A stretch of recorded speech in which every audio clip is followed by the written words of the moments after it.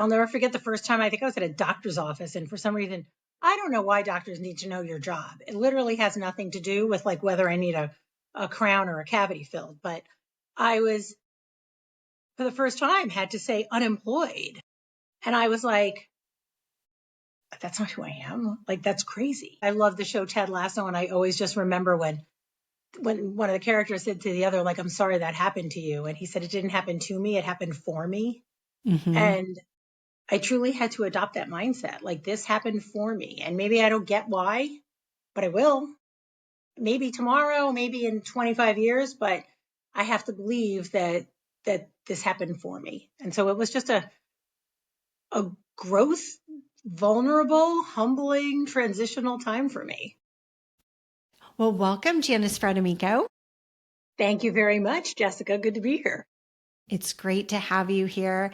And Janis, you've been in marketing for a long time. What do you love about marketing?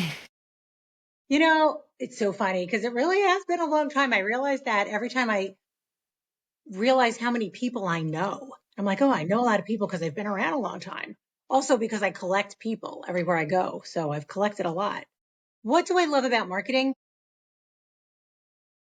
I don't feel any shame in finding your job fun. I think it's kind of a necessity, whether you're an accountant or a rock star or in marketing. And I have always been able to find a large enough percentage of my job in marketing fun to want to keep doing it. It's the kind of career where you can kind of define it. Like there are some very specifics, you want to generate demand, you want to build your brand. There are all these kind of standards, but the way in which you do that just allows for so much creativity and innovation that I've very often been in a situation, and I've been very fortunate with people that I work for to say, how about we try this? Or how about we do this? And they're like, okay. And it's usually something that I think is fun and practical and impactful and I'm good at. And when those things all happen, then I just love my job. And I've been able to do that a lot in marketing. And I hope other people can kind of find that marriage of all those things in whatever their career choices are. But it's been fun. Mm-hmm.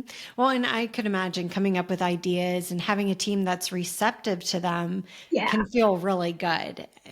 Imagine 100%. you feel supported and you can actually see how your ideas play out. Well, and I want people that work with me and for me to also feel like they have freedom to come up with ideas because like the best like the things that work haven't been tried yet, and there's still so many more opportunities to do things differently. And I love that aspect of marketing. So when you look back at losing your job at BNY, what stands out to you most about how that moment influenced your path forward? Oh gosh, well that was a really pivotal moment. It would never happen to me. I had been an executive kind of on that steady path upward for a very long time. And then my job was eliminated, which I saw happen a lot in a very short time working at the bank. But it was a gut punch. I mean, I definitely still haven't recovered. And I honestly don't think I ever will. I think that's one of those things that just stay with you and hopefully you learn from and grow from. But it was a gut punch. For the first time in a very long time, from the time I was a babysitter when I was a teenager, I'd always had a job. And all of a sudden, I didn't know how to define myself. Like I had, friend, family member, mom, like, all that stuff.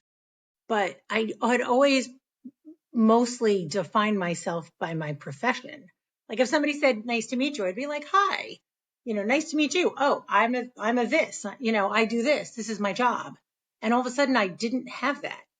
And, it was a growth process for me. I mean, I had to just trust the struggle and believe that there was something ahead and that there was something for me to gain from it. And probably the fact that I had really defined myself for so many years by what I did and how I got paid was probably why the reason, the universe needed to teach me a lesson. But I'll never forget the first time I think I was at a doctor's office. And for some reason, I don't know why doctors need to know your job. It literally has nothing to do with like whether I need a crown or a cavity filled. But I was, for the first time, had to say unemployed. And I was like, that's not who I am. Like, that's crazy. I love the show Ted Lasso. And I always just remember when one of the characters said to the other, like, I'm sorry that happened to you. And he said, it didn't happen to me. It happened for me. Mm-hmm. And I truly had to adopt that mindset. Like, this happened for me. And maybe I don't get why, but I will. Maybe tomorrow, maybe in 25 years, but I have to believe that this happened for me. And so it was just a growth, vulnerable, humbling, transitional time for me. Mm-hmm. I don't well, I shouldn't say I don't recommend it. There is something nice about not having a job, I realized. Like, it's kind of a nice freedom, but but it's something I needed. I have to believe it was necessary. Okay. Well, so you had a job, you had been working almost your whole life. You always Yeah. had a job, and then you got let go, and it was a gut punch. Yeah. So, can you talk to me about the early days and into getting now you have a new job? But what did that process look like of coming out from that experience? And what were some of the things that you found most helpful? Early days, there were a lot of tears. I mean, and anger, which I probably still carry a bit today. And then it was, I think you go through like all these stages of grief, right? It was like I was crying, then I was angry, then I was like, okay, screw you. I'm going to get a great job. And I'm going to reach out to all my contacts and, all this other stuff and, filled with kind of hope and optimism. And then you learn quickly that at this stage in my career, I'd gotten kind of close to the top of the pyramid there. That's fewer and fewer. So, I realized, and I have to say, I'm grateful that I got a very generous package. So I wasn't in a rush. I was only in a rush psychologically, not financially at all.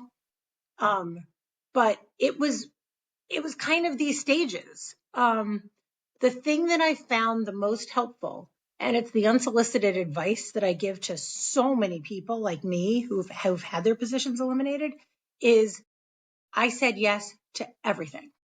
Want to go to a concert in Vegas? Yes. Want to go, take a trip with me to pick apples? Yes. I tell the story that I had friends that were going to like Bible study and I didn't even own a Bible, but they invited me and I was like, okay, like there'll be some nice ladies and some good food and a little bit of God. All that's going to be helpful to me. So I said yes to literally everything. And I do that anyway, but this time I kind of naturally am somebody who always says yes to everything. Like, crazy idea. Yes. What time? That's kind of me. Um, but it gave me, I had time to say yes to a lot more that I hadn't said yes to.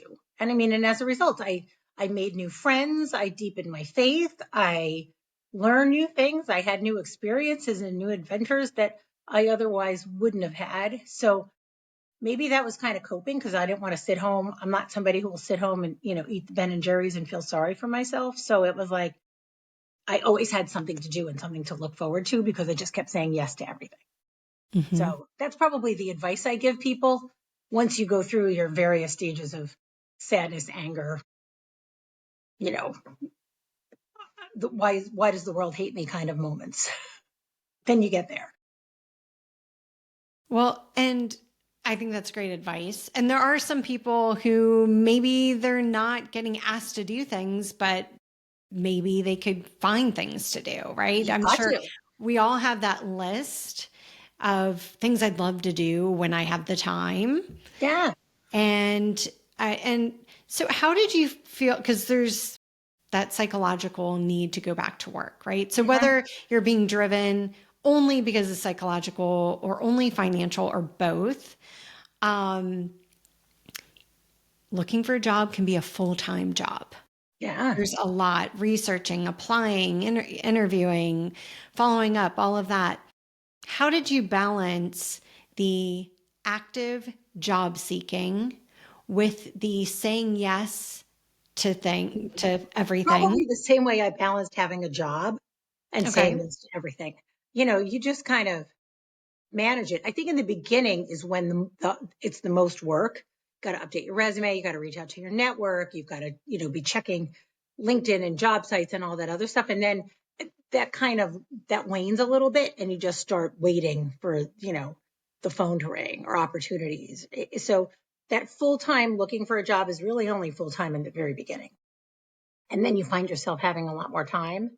Um, and then there were probably times during the summer where I was like, yeah, I'd rather my full-time job be having fun, being on the beach, visiting my kids or whatever. Um, and I, kind of like took the job seeking took a back seat because I was having fun, which was kind Hmm. of nice too. But, Hmm. yeah, it's all it's a lot of it is front loaded. Also, I mentioned that I really am a collector of people. I truly am. Like every time I've left a job, I'm like, I'm not saying goodbye. You're all coming with me. And a lot of people have come with me to new roles that I've taken. And, or some of them are just my friends and part of my, like, my tribe. And, given that I'm a collector of people, it was great because I really had a lot of people to reach out to and a lot of people who were not just colleagues or former colleagues of mine, but they were friends. Like we had genuine relationships. And honestly, it was one of those that got me the job that I currently have. I mean, and I knew it would be that way. I knew Hmm. it would be that way. Hmm. So, hopefully that answers your question. Yeah, no, that's wonderful. So now that you're looking back at the past year and your experience, how has your sense of identity and purpose evolved since leaving BNY? Um, so I've been at my current job. It'll be a year in 2 weeks.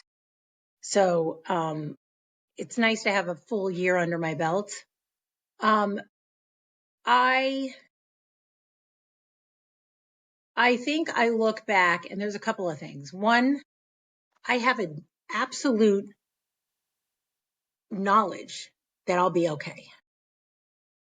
Like, I don't want that to ever happen again, but they're that saying, like, you've made it through 100% of your bad days.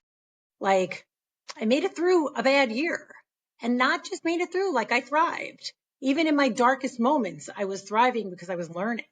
So, like, that comfort in knowing that I'll be okay is probably, it just is a sense of peace I didn't have before because I didn't have to go through it, right?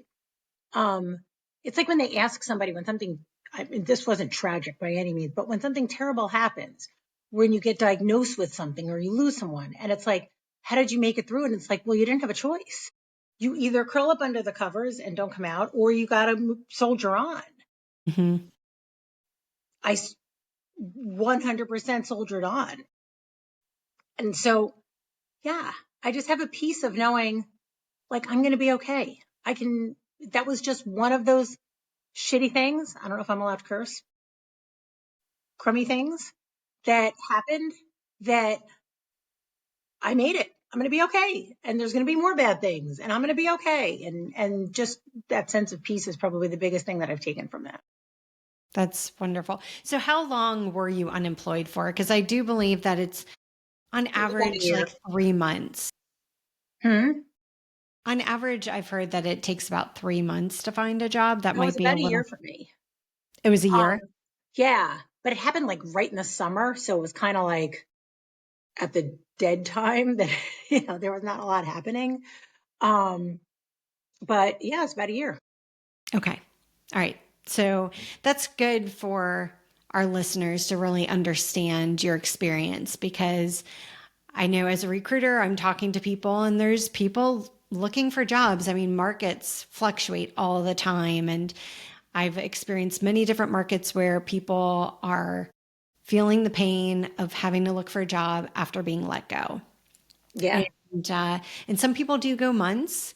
So to understand that you experienced it for a year and then through your network, you landed a new job. Huh? So what kind of experience have you had with your new job? I understand you're working fully remote. Yes, that's the part I like the least because Okay. I am like a clinical extrovert, like never really recognized how significant of an extrovert I was until COVID. And I like was not okay. Like I really do thrive on other people in order to give me energy. Um, so aside from that, unfortunately I get to travel a bit. I have two teams under me. One is partner marketing, one is events marketing. And because of the events part, I have to, there are some of the very high visibility important events that I have to go to. In fact, I'm going to one next week in London. I will, like, that's when I'm like, I'll be filling my tank for all of that, like, opportunity to be with people in person, to meet people on my team in person or people just with whom I work. So I will be filling my tank in a big way. And then I also, some people probably hate this, but I really do, you have these half hour calls and almost on all of them, like I find myself making small talk. Like, let's talk about the Eagles game, or let's talk about this, or let's talk about that, or did so and so have the baby, or did you watch this on Netflix, or whatever? Like, I I want that personal connection with my colleagues Hmm. as much as I want a professional relationship with them because that's what I need. Now, there are probably some people that are like, we now have 25 minutes and I don't need to talk about, what's on Netflix, but I need that. So if it's my call, there's going to be some small talk and, and you're going to have to like it. And then we're going to have to get that other stuff out pretty quickly. Um, that's been the biggest adjustment for me. But also I am going to try to go into, we have a New York office that's expanding and we'll Hmm. have more space soon. And when that happens, I hope to be actually in person in New York a lot more Okay. often. Yeah, be able to actually see humans. So Okay. So there is a possibility that your role will go from almost fully remote to in office in New York. have that option at least, and I'll probably take it. Yeah. That's great. That's wonderful. For you, I mean, look, it's so interesting because there are so many people that post COVID they want a remote, they're refusing to take an on-site or they Yeah. want a hybrid. And here you are an extrovert who loves to go in the office and you have a remote job. I'm sure there's some listeners who are like, I want that remote job. I know, I know, I know. Yeah, I mean, for me, what you tell me I have to be in the office 3 days, I'm like, okay, yay, I'm going shopping, Like I was so disappointed all the fall styles are out now, and I'm like, I only need, clothes from the waist up. Like I have no reason to buy Right. that dress or those pants or those really cool shoes, you Yeah. know? No, that's So I know, remote work obviously has its benefits, and I was fully remote for part of the time when I was at IBM, and it was right after I had my kids. And that was nice, right? My kids would come home from preschool. I would hear the little feet upstairs. I would go running up to say hi to them. Um, but I knew as soon as they were in school full time that I would want to be back in an office. Like I just knew that that was going to be the situation I needed because I needed it. Um, mhm. there are the one group of people, and I don't know, maybe I'm going to sound like an old person when I say this, whatever. Um, young people just graduating, they should be in an office. Like that is how you build your friends for life, your social life, your opportunity to advance. You meet people, you bump into them. Like I have a daughter who just graduated college and she's looking for a job, and I really don't want her to take a remote job. Like I think for a young person, I loved happy hours on Fridays, and hanging out with my friends at work and going out to lunch.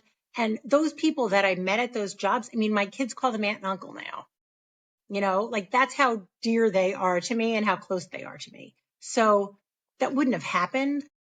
Those relationships would never be if we weren't in the office. And, Mhm. it gives you the chance to hobnob with the people 5 levels above because you're getting coffee at the same time or whatever. But I am kind of an old person when I think about that when I unsolicited give that advice. That's another piece of unsolicited advice I give. I give a lot of that. Not a lot, but that's one of them.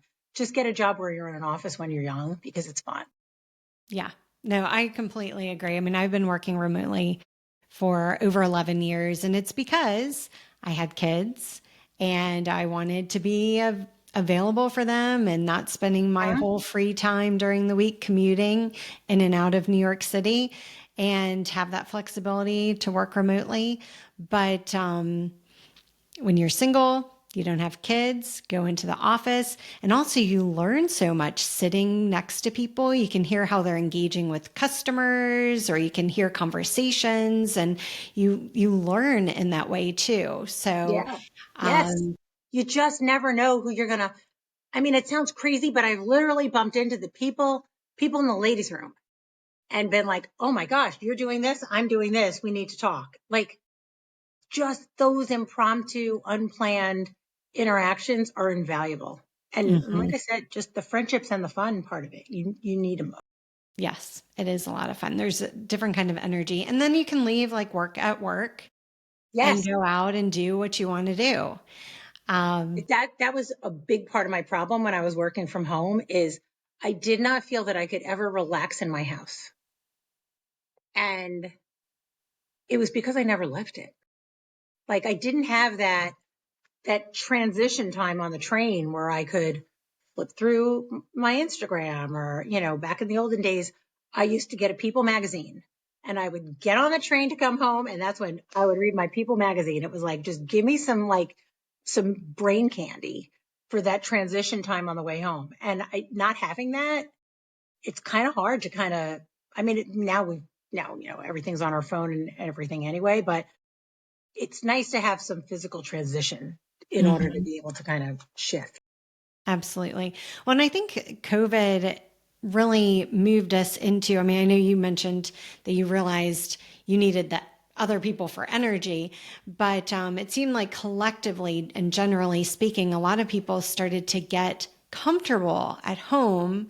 And so stepping out into the world and bumping elbows with people and kind of, mixing energy and being stimulated, especially if you're in one of the cities, right? I mean, it can be very Right? stimulating walking down the street even, but, it started to feel uncomfortable. And so what did people do is they just shrunk back into their house and it's almost like they don't want to leave.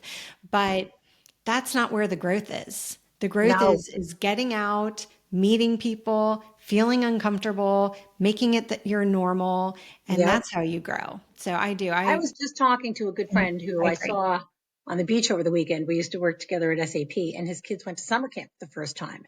And he's like, best part of it, they had no devices, no screens for the 8 weeks they were at summer camp.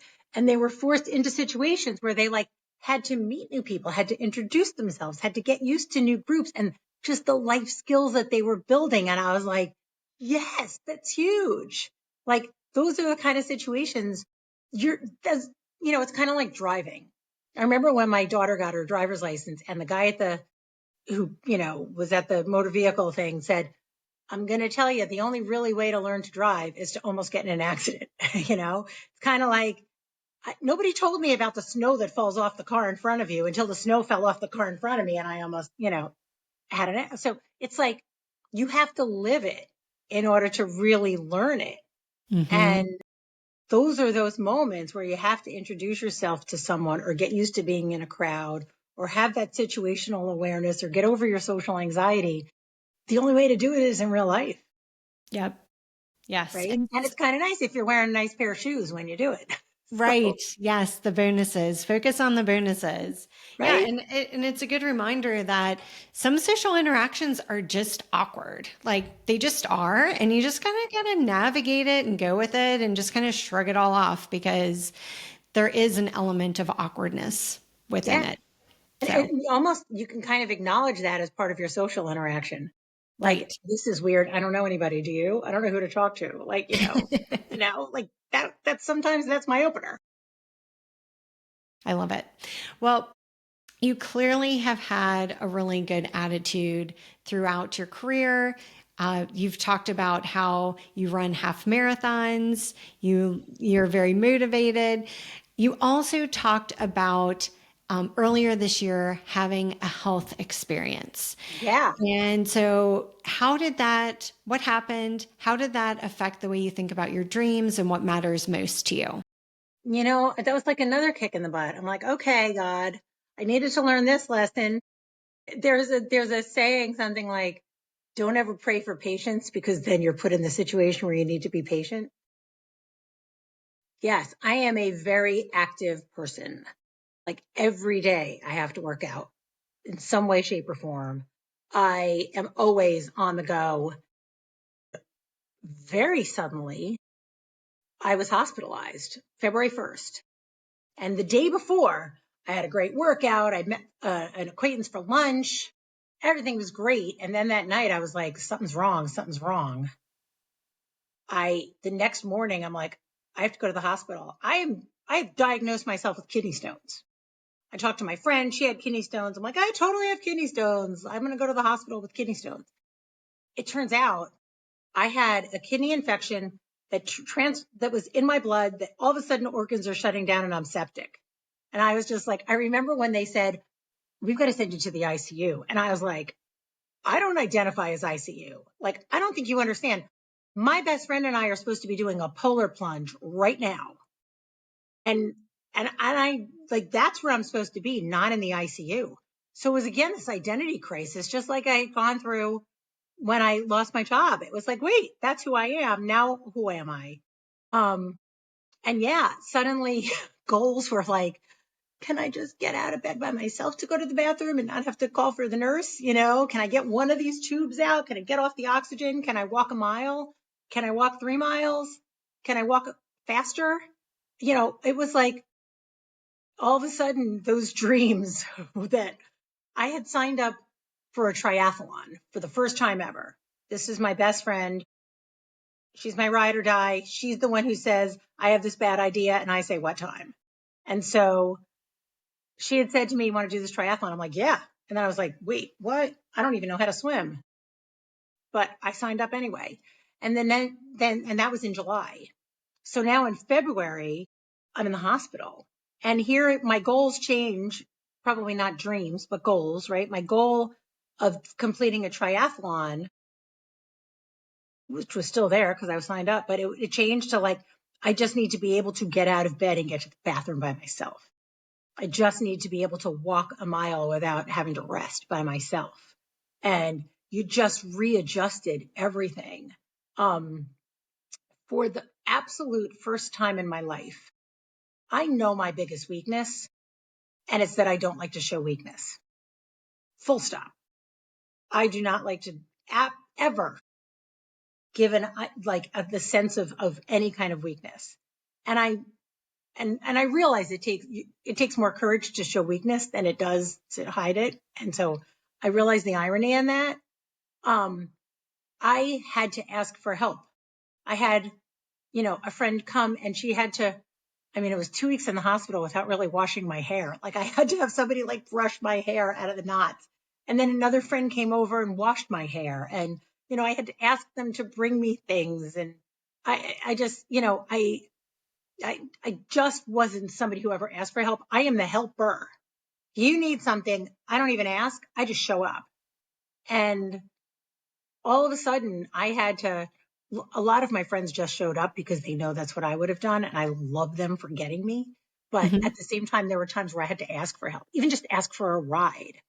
And that was, man, that was really hard. That was hard for me to do. Again, I had to go through it because I had to all of a sudden be vulnerable.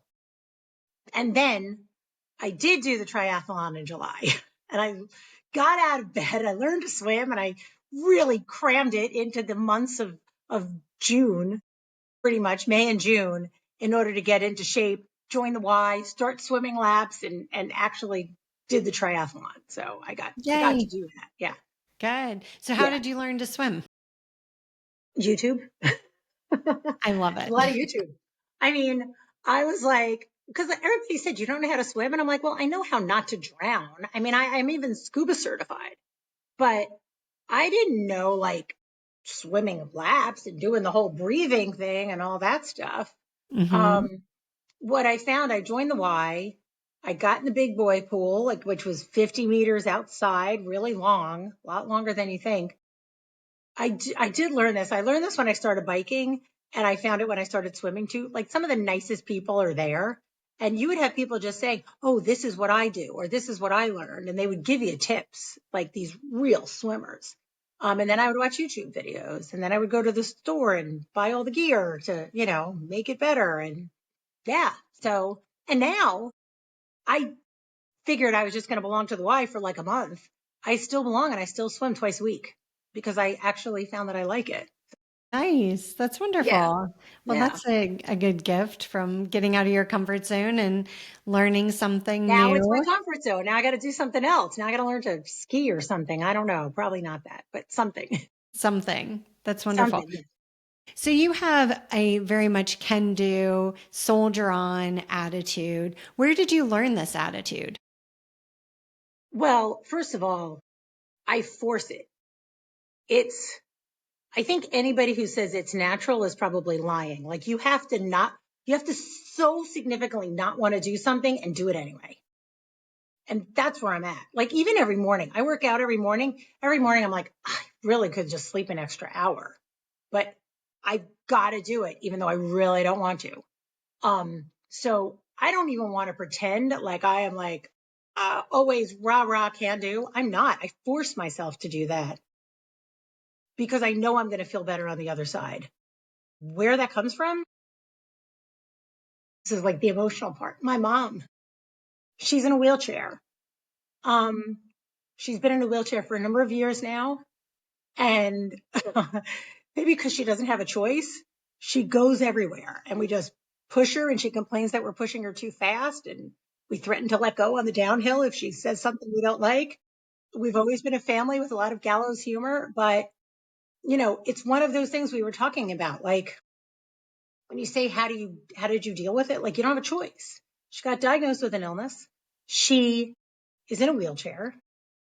She's been in a wheelchair and she's just continued to adapt her life as she went from having to hold on to somebody to walk to using a cane to using a walker to using a wheelchair. We just made those adaptations so that she's living her life. So, now maybe they can't fly to Europe, but they can fly, but they flew to New Orleans to see my daughter in college and go to a football game with her and stuff. And, maybe next time they'll drive to New Orleans or I'll drive them, or that'll be a debate. But, they just keep going and just adapting to the circumstances. But these two people in their 80s have the richest social life and purpose. And they always have something to do and something to look forward to. And that's been whether, like I said, and for my dad, he's the caregiver. So it's been a lot on him too, but both of them, they're like, all right, we can't do this. So we're going to do this, you know? So their Hmm. vacation this year was going to Hershey Park. 10 years ago, it was going to Europe, but they loved Hershey Park. So yeah, that's where it comes from. From your parents, your Yeah. mother, your father, having a Well, purpose, having an active social life, going on vacation wherever they can, yep. adapting, 80 years old. That's Yep. wonderful. That's Yeah. great They're that you amazing. have. I am so lucky. I am so lucky. So yeah, I mean, I would be a serious disappointment to them if I decided to like crawl under the sheets and knock them out. Okay, so making them proud is important to you. Yeah, I think so. I think that's probably something that is always important to you. You're always a kid. When I drive with my parents, my father yells at me every time for driving too fast or, not putting my brights on. Or there's always a fight, and it's like I'm 16 again driving the cars. That relationship really never changes. Right. Oh, that's wonderful. And how is your relationship with your children? You mentioned your daughter. Two daughters. Um, One of them is just signed her first lease as a big girl because she just graduated from NYU. And so she's job hunting, but she's also, she's got an income in order to make it work while she's looking for a full-time job. But yeah, graduate of NYU, lives in New York. And then my younger one she goes to Tulane. She's a junior and she's studying abroad. So she's a week and a day into her studies in Madrid. So Fun. Yeah, yeah. She actually just FaceTimed me when we were on the phone, so I'll have to call her back. But yeah, my relationship with them is probably like very stereotypical. When I have to wait for them to come to me. Like if I want to call them and be like, "Hey, what's going on?" They're like, "Why are you calling me?" But when they call me, I will drop everything and be like, "All right, I'm here. I'll cancel all my calls, whatever I was doing. You actually voluntarily called me, and I'm going to give you like all the time I possibly can."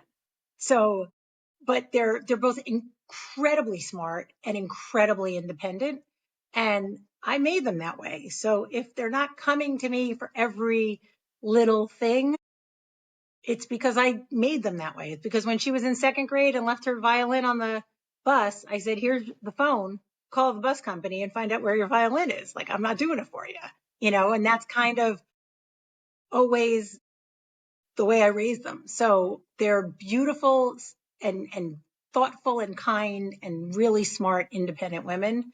So, they don't call their mother as much as I would like, but that's my own fault. Aw, that's But when wonderful. they do, like I said, I will drop everything. I've seen a lot of like Instagram videos and stuff like that where it's like, "Oh my God, my daughter called," and like you're sitting in the car ready to go. And I'm like, yeah, that's the way it is when you have adult children. Aw, that's so cute though. That's wonderful. I'm sure that, I mean, I see that you're proud of them and, Oh my God, they're the best. aw, Yes. that's They great. also drive me crazy. I mean, I don't having two daughters is also if you want to try your mental fortitude, try having two teenage daughters during COVID. Like that was that was bad. Or Aw, even two daughters in preschool who have very strong willed and decide absolutely this is what they're going to wear. And I highly recommend private school with uniforms. I didn't have that. I had yeah. fights with them every day. Pick your battles. That's what I Yes. tell myself. I Pick would your do the thing where I battles. was like, let me give you a choice. Do you want to wear this outfit or this outfit? So they felt like they had agency. And especially my younger one would be like, no, this one. She was always Picking the third option that you didn't give picking the her. third option. She is the most strong willed individual in the world. And I love Yeah, I hear with strong-willed kids that they're tough to raise, but it's going to eventually benefit them. it. It totally will. It totally will.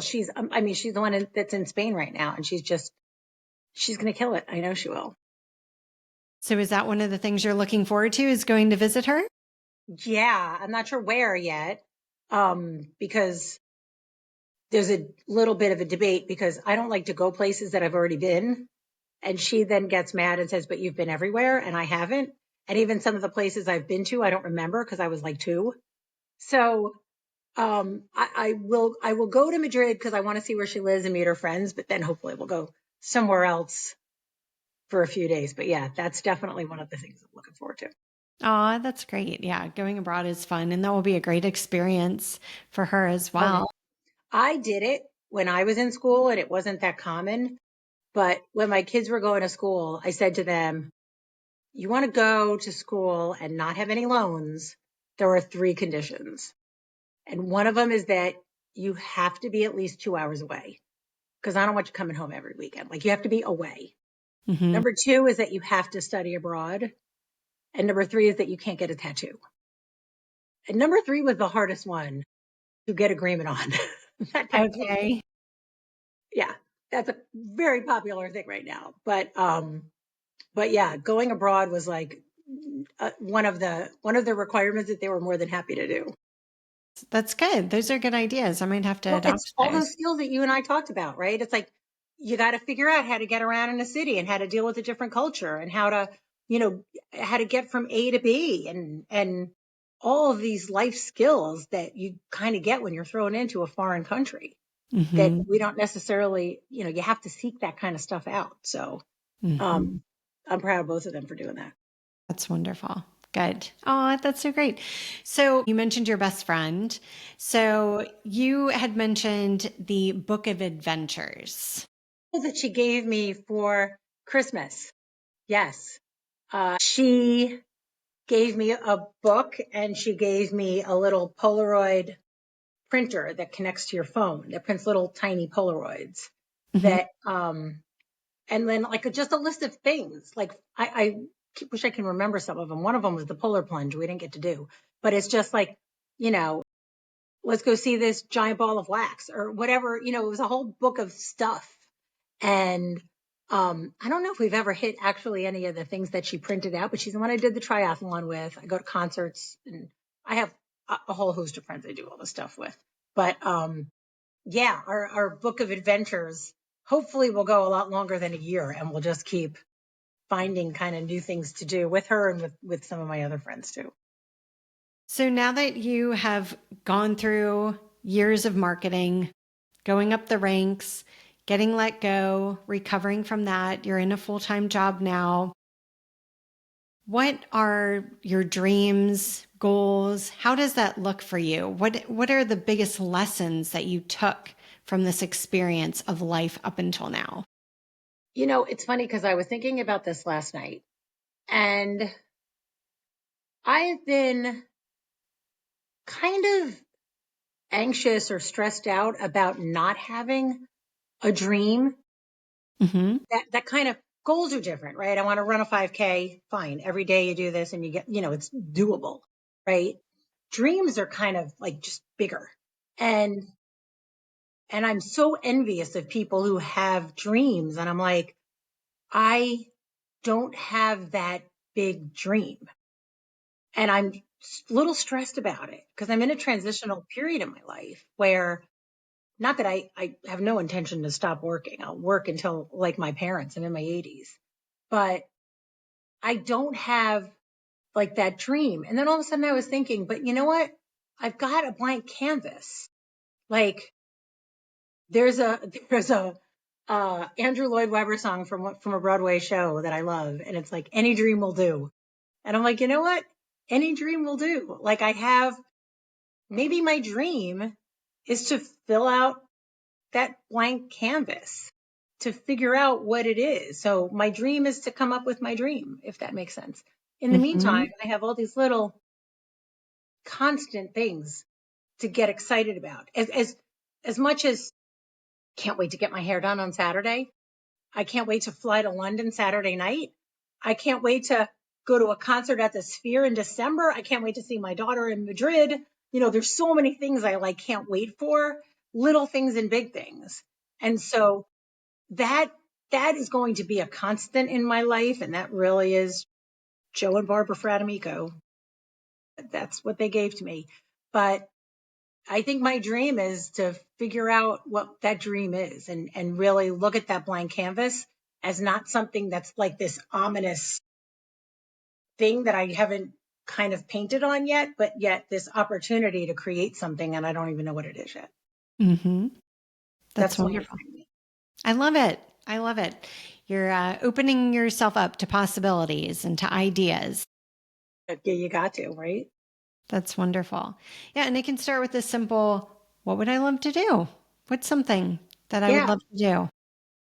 There's always that, you know, whenever I coach people who are younger and stuff, I always say like, no matter what your job is, 20% of it's going to suck.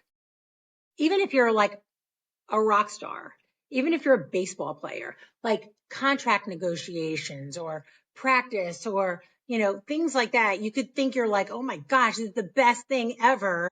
And I'm still going to have a fight with my band or, you know, like there's still 20% suckage is going to be a constant, but finding that 80% level of fulfillment should be your goal. And so I've got to figure out, you know, how to how to do what I like love to do for fun. I don't know. Can I get paid to go to concerts? is that is that a potential transitional retirement job for me? You know, but it's like let me figure out what is it that I love to do for fun that I could figure out a way to get paid for, even if there's going to always be that 20% that's going to be rough. So Mm-hmm. I don't know what it is, but yeah, I may be the first person that figures out how to get paid to go to concerts. Well, keep us posted. I definitely will. Is there anything else that you'd like to tell our audience today? Oh my gosh, we've covered some hard stuff. I mean, this is like therapy, free therapy. So I appreciate that, Jessica. I mean, The only thing that I would leave it with, kind of a philosophy that I have found that serves me well, is the idea that growth and comfort do not coexist. And I was listening to a podcast over the weekend, and the woman said, you have to know the difference between danger and discomfort. Like, I get that. And I think I even mentioned, like, I'm trying to teach my kids to get out of their comfort zone, but yet at the same time, don't do stupid things. So you've got to know the line between danger and discomfort. But the greatest pivotal good moments in my life were studying abroad when I was young. We're spending a month in Indonesia as part of an IBM program. We're even going to Penn State when I was from New York and nobody went to Penn State. Like, those moments where I was scared and had the most discomfort have been the most rewarding experiences with such a long-term benefit. I can't even quantify it. I mean, the friends that I've made and the skills that I've learned and all of that only came from those moments of discomfort. So I have to credit Jenny Rometty, who is the CEO of IBM, with that quote that growth and comfort do not coexist. But I have found it really just something that I have to continuously remind myself and live by, because that's what's turned into that's where the greatness comes from. For more inspiring stories of creatives uncovering and going for their dreams, be sure to watch this video. You can do it. I believe in you.